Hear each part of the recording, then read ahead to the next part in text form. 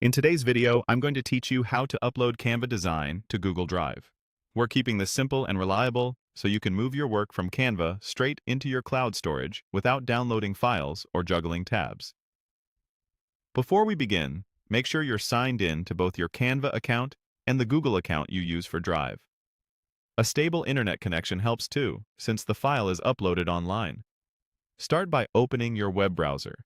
If you're beginning from a search page, just look up Canva and open it from there.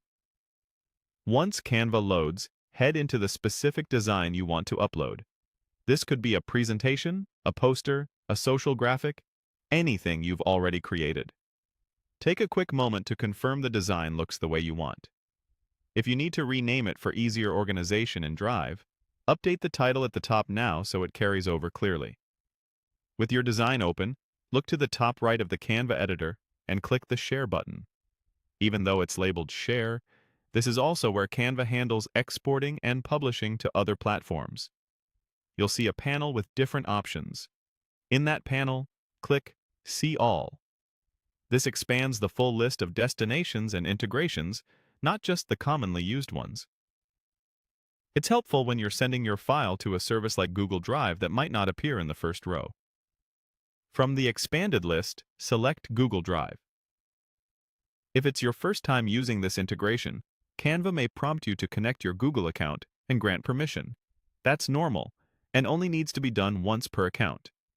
You may also see options for file type or quality, depending on your design.